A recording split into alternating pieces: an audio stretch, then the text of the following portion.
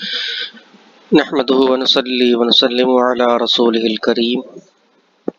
اما بعد فاعوذ بالله من الشیطان الرجیم بسم اللہ الرحمن الرحیم۔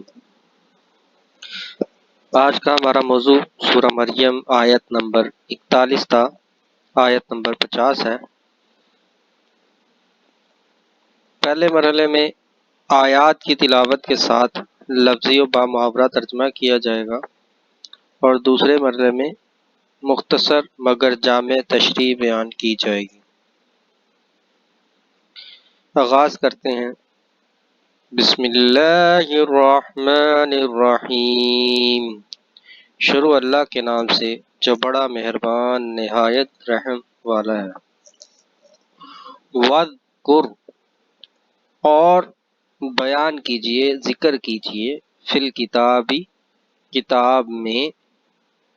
یعنی قرآن پاک میں، ابراہیم علیہ السلام کا۔ انہو، بے شک وہ ہیں، وہ تھے، کانا تھے یا ہیں، دونوں مطلب ہوتے ہیں اس کے، صدیقاً نبیّا، صدیق سچے نبی۔ اور آپ کتاب میں ابراہیم علیہ السلام کا ذکر کیجئے، بے شک وہ بڑے سچے نبی تھے۔ اذ قال لأبیہ، جب کہا انہوں نے، لأبی اپنے والد سے، لی مطلب سے، ابھی والد، ہی اپنے، یا اباتی اے ابا جان، لما تعبد، لما مطلب کیوں، تعبد آپ عبادت کرتے ہیں، ما لا جو نہیں، ما مطلب جو، لا مطلب نہیں، یسمع سن سکتے یا سنتے، ولا یبصر اور نہ دیکھتے ہیں، ولا یغنی اور نہ، یغنی فائدہ دیتے ہیں، غنا غنی سے ہے مالدار ہونا یا فائدہ دینا، عن کا آپ کو، شیئا کسی چیز پر، کسی چیز میں آپ کے کام بھی نہیں آتے۔ جب ابراہیم علیہ السلام نے اپنے والد سے کہا کہ ابا جان، آپ کیوں پوجا کرتے ہیں ان کی جو نہ سنتے ہیں اور نہ دیکھتے ہیں، اور نہ ہی وہ آپ کے کسی کام آ سکتے ہیں۔ یا ابتی اے ابا جان، انی بے شک میں، قد جاءنی تحقیق میرے پاس ہے، من العلم وہ علم، ما لم جو نہیں ہے، یأتی کا آپ کے پاس، فاتبعنی بس آپ اتباع کریں، پیروی کریں، اہدی کا میں آپ کو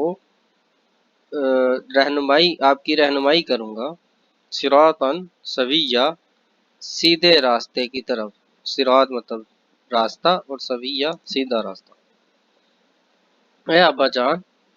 بے شک میرے پاس وہ علم آیا ہے جو آپ کے پاس نہیں آیا، بس آپ میری اتباع کریں، میں آپ کو سیدھے راستے کی طرف رہنمائی کروں گا۔ اس آیت میں انی اور قد دو الفاظ استعمال ہوئے، انی کا مطلب بے شک اور قد کا مطلب تحقیق۔ جب کسی چیز پر زور دینا ہو، کسی بات کو کی پختگی کو بیان کرنا ہو، تو وہاں یہ دونوں الفاظ انی اور قد استعمال ہوتے ہیں۔ لیکن جب زیادہ زور دینا اور ایک بات بالکل 100% اوتھینٹک بیان کرنی ہو، تو وہاں پر دونوں اکٹھے الفاظ استعمال کیے جاتے ہیں۔ تو انی اور قد دونوں کا مطلب ایک بات پہ سچائی کو ثابت کرنا کہ یہ بات بالکل ٹھیک ہے، اس میں تو شک کی گنجائش ہی نہیں۔ آگے، یا ابتی اے ابا جان، لا نہیں، تعبد الشیطان عبادت کریں شیطان کی، یا پیروی پوجا نہ کریں شیطان کی، ان الشیطان بے شک شیطان، کانا ہے، للرحمن رحمان کے لیے یعنی کہ اللہ کے لیے، عصیہ نافرمان، بڑا نافرمان۔ اے ابا جان، شیطان کی پوجا یا پیروی بھی کہہ سکتے ہیں، شیطان کی پوجا نہ کرے، بے شک شیطان رحمان کا بڑا ہی نافرمان ہے۔ یا ابتی انی اخاف، اے ابا جان بے شک میں اخاف ڈرتا ہوں، خوف محسوس کرتا ہوں، ان یمسکا یہ کہ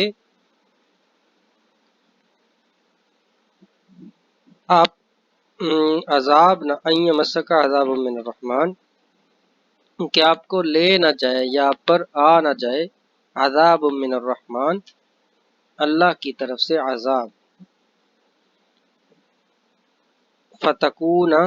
اور آپ ہو نہ جائیں، للشیطانی ولیہ شیطان کے دوست، شیطان کے ساتھی۔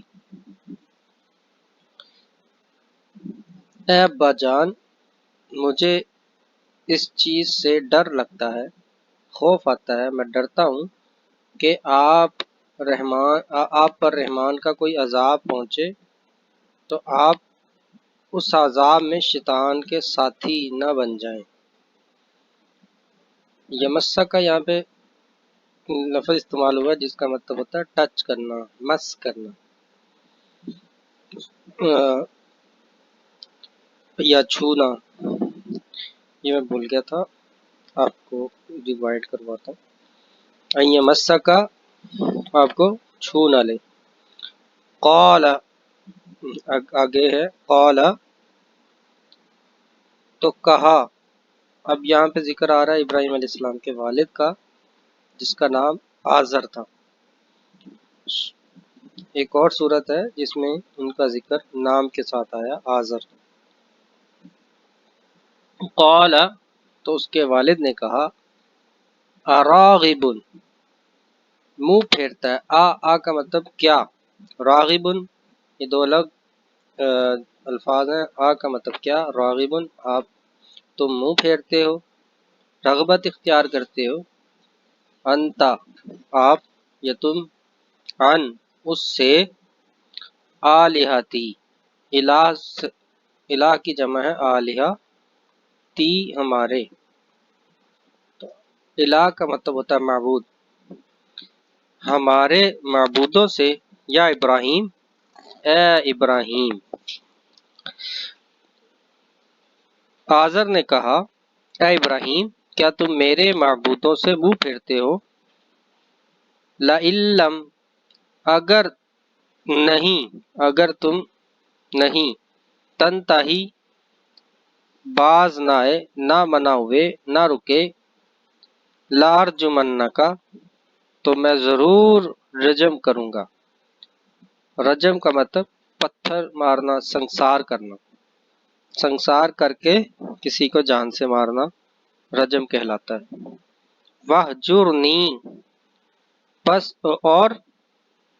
اہجرنی دور ہو جا، ملیہ ہمیشہ کے لیے مجھ سے،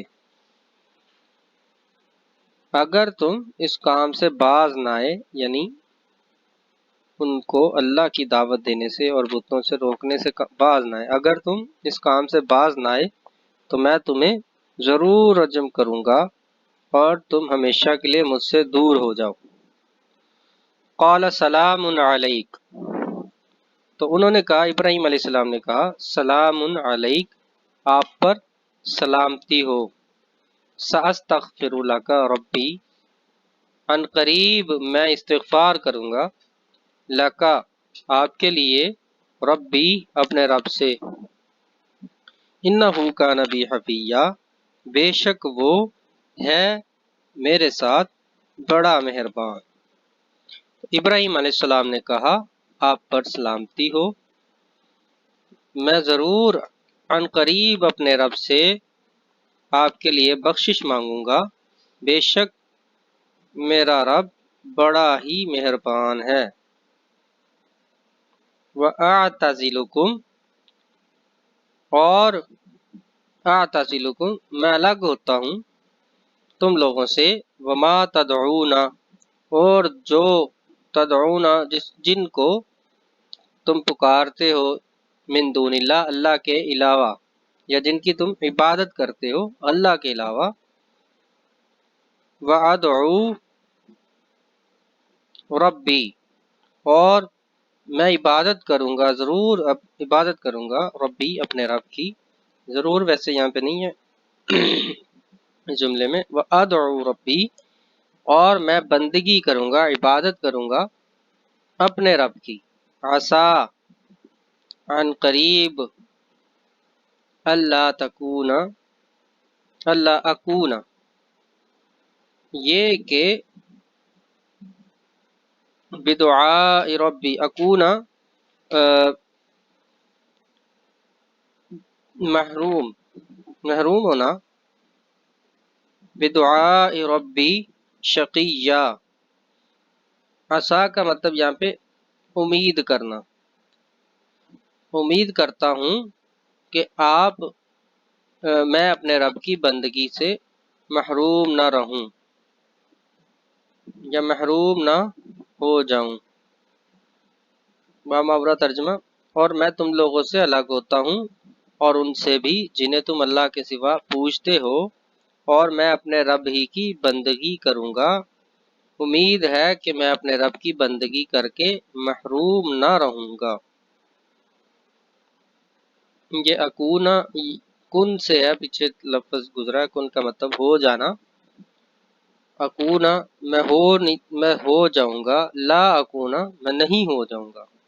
اس کا مطلب بنتا ہے فلما اعتزلہم، پس جب جدا ہوا ان سے، ابراہیم علیہ السلام کا ذکر ہو رہا ہے، جب وہ جدا ہوئے ان سے، وما یعبدون، اور جو، ما کا مطلب جو، یعبدون وہ عبادت کرتے ہیں، من دون اللہ اللہ کے سوا، جن کی عبادت کرتے ہیں اللہ کے سوا، وہبنا لہ اسحاق، ہم نے ان کو عطا کی، وہبنا ہم نے عطا کیا، لہو ان کو، اسحاق علیہ السلام، و یعقوب اور یعقوب علیہ السلام، وکلًا جعلنا نبیا، اور ان سب کو، کلن تمام، جعلنا بنا دیا، نبیا نبی۔ فلما اعتزلہم، پھر جب وہ ابراہیم علیہ السلام ان سے الگ ہو گئے، اور ان بتوں سے یا ان غیر اللہ سے جن کی وہ اللہ کے علاوہ پوجا کرتے تھے، وہبنا لہ ہم نے ان کو اسحاق اور یعقوب عطا کیے، اور وہ سب نبی تھے، اور ان سب کو ہم نے نبی بنایا۔ وَوَهَبْنَا لَهُم مِّن رَحْمَتِنَا، اور ہم نے ان کو عطا کی، من رحمتنا رحمت، وجعلنا لہم اور ان کو اور وجعلنا لہم اور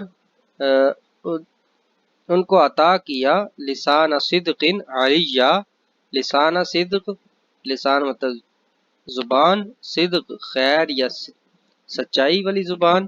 علیہ بلند کرنا، اعلیٰ سے ہے، سبحان ربی الاعلیٰ، اس میں اعلیٰ لفظ استعمال ہوتا ہے، بلند کرنا، بلند یہاں پہ مراد۔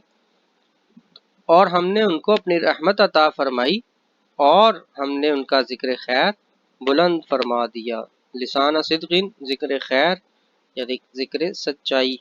حق گوئی۔ صدق اللہ العظیم و صدق رسولہ النبی الکریم۔ اب ہم چلتے ہیں اس کی تشریح کی طرف۔ حضرت ابراہیم علیہ السلام اللہ کے حکم سے اپنے شیر خوار بچے اسماعیل علیہ السلام اور اماں ہاجرہ کو، جو انہوں نے بہت سی دعائیں کر کے اللہ سے دعائیں کی، اور ان کو اللہ تعالیٰ نے بیٹا عطا کیا۔ کم و بیش 86 سال کی عمر میں حضرت ابراہیم علیہ السلام کو یہ بیٹا دیا گیا۔ یہ سب واقعات کے بعد کہ وہ اپنے والد کو بلاتے تھے، انہوں نے اپنے گھر سے ہجرت کر لی، وہ چھوڑ کے چلے گئے اور اپنا بسیرا کسی اور جگہ پہ لگا لیا، غالباً فلسطین میں۔ پھر اللہ تعالیٰ کا حکم ہوا، ابراہیم علیہ السلام کو اسماعیل عطا کیا گیا، اور اما ہاجرہ اور اسماعیل علیہ السلام کو اللہ کے حکم سے ہی یہ آزمائش تھی کہ ان کو لے جا کر بیابان میں چھوڑاؤ۔ وہ بیابان کون سا؟ جہاں آج بیت اللہ موجود ہے، یا جس کو ہم مکہ مکرمہ کہتے ہیں۔ تو ابراہیم علیہ السلام ان کو لے کر گئے اور وہاں چھوڑ کر واپس آ گئے، اور یہ سب اللہ کا حکم تھا۔ بعد ازاں حضرت اسماعیل علیہ السلام کی آل اولاد اور ان کی نسل ہی تھی جو اب شرک میں مبتلا ہو گئے تھے، کہ جب حضرت محمد صلی اللہ علیہ وسلم کو، جو اسماعیل علیہ السلام اور ابراہیم علیہ السلام کی نسل سے تھے، نبوت عطا کی گئی۔ اب حضرت محمد صلی اللہ علیہ وسلم کو ان آیات میں کہا جا رہا ہے کہ مشرکین مکہ جو بت پرست ہیں اور آپ کو ابراہیم خلیل اللہ علیہ السلام کی اتباع کرنے والے سمجھتے ہیں، ان کے سامنے اے نبی صلی اللہ علیہ وسلم خود حضرت ابراہیم علیہ السلام کا واقعہ بیان کیجئے۔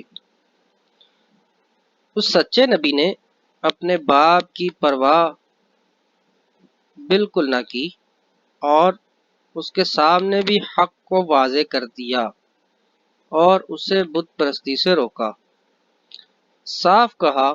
کہ کیوں ان بتوں کی پوجا کر رہے ہیں جو نہ تو نفع پہنچا سکتے ہیں اور نہ کسی قسم کا کوئی نقصان۔ ابراہیم علیہ السلام نے فرمایا کہ بے شک میں آپ کی اولاد ہوں، لیکن اللہ کا علم جو میرے پاس ہے وہ آپ کے پاس نہیں۔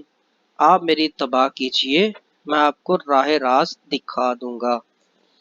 اور برائیوں سے بچا کر بھلائیوں کی طرف پہنچا دوں گا۔ ابا جان، بت پرستی تو شیطان کی تابع داری ہے، وہی اس کی راہ سمجھ آتا ہے اور وہی اس سے خوش ہوتا ہے۔ ایک جگہ سورہ یاسین میں ارشاد ہے، الم اعہد الیکم یا بنی آدم اللہ تعبدوا الشیطان انہ لکم عدو مبین۔ اللہ تعالیٰ فرمائے گا جب انسان روز محشر اللہ کے سامنے حاضر ہوں گے، اللہ تعالیٰ فرمائے گا، اے انسانوں، کیا میں نے تم سے عہد نہیں کیا تھا کہ شیطان کی عبادت نہ کرنا، وہ تمہارا کھلا دشمن ہے۔ تو آپ علیہ السلام نے فرمایا شیطان اللہ کا نافرمان ہے، مخالف ہے، اس کی فرما برداری نہ کریں۔ اسی وجہ سے شیطان بہشت سے نکالا گیا تھا۔ ابا جان، آپ اس شرک کی وجہ سے مجھے آپ اس بات سے خوف آتا ہے کہ کہیں جو عذاب شیطان پر آئے گا وہی عذاب آپ پر نہ آ جائے، یعنی آپ بھی اس کے ساتھی نہ ہوں، کہ جو جہنم میں اس کو ڈالا جائے گا، اس پر عذاب کیا جائے گا، اس عذاب میں آپ بھی اس کے شریک نہ ہو جائیں۔ مجھے اس بات سے خوف آتا ہے، مجھے اس بات سے ڈر لگتا ہے۔ اتنا سمجھانے کے بعد ابراہیم علیہ السلام کے اس قدر محبت اور باادب لہجے میں سمجھانے کے بعد اس کے والد نے وہی کیا جو عام طور پہ جہالت میں مبتلا لوگ کرتے ہیں۔ ان کے باپ نے جواب دیا کہ اس ابراہیم، تو میرے معبودوں سے دور بھاگتا ہے، ان کی عبادت سے تجھے انکار ہے۔ اچھا سن پھر، اگر تو اپنی حرکت سے باز نہ آیا، انہیں برا بھلا کہتا رہا، تو میں تجھے سنسار کر دوں گا۔ تو مجھے تکلیف نہ دے، مجھ سے بالکل کچھ مت کہہ، یہی بہتر ہے کہ تو سلامتی کے ساتھ مجھ سے الگ ہو جا، ورنہ میں تجھے سخت سزا دوں گا۔ تو حضرت ابراہیم علیہ السلام نے کہا اچھا ٹھیک ہے، خوش رہیں، میری طرف سے آپ کو کوئی تکلیف نہیں پہنچے گی، کیونکہ آپ میرے والد ہیں، بلکہ میں اللہ تعالیٰ سے دعا کروں گا کہ وہ آپ کو صراط مستقیم دکھا دے اور آپ کے گناہوں کو معاف کر دے، اور میں آپ کی بخشش کے لیے دعا کرتا رہوں گا۔ اس کے بعد ابراہیم علیہ السلام ان لوگوں سے الگ ہو گئے اور ان سے اپنا تعلق ختم کر دیا، مگر وہ ان سب کی محبت میں اس قدر گرفتار رہے کہ ان کے لیے دعائیں کرتے رہے، ہمیشہ جب بھی ان کا خیال آتا ان کے لیے دعائیں مغفرت کرتے رہے۔ شام کی ہجرت کے بعد بھی، مسجد حرام بنانے کے بعد بھی، آپ کے ہاں اولاد ہو جانے کے بعد بھی آپ کہتے رہے کہ اے اللہ مجھے میرے ماں باپ کو اور تمام ایمان والوں کو حساب کے قائم ہونے کے دن بخش دے۔ پھر اللہ تعالیٰ کی طرف سے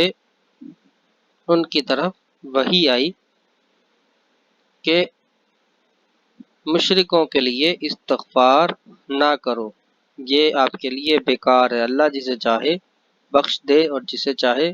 عذاب دے۔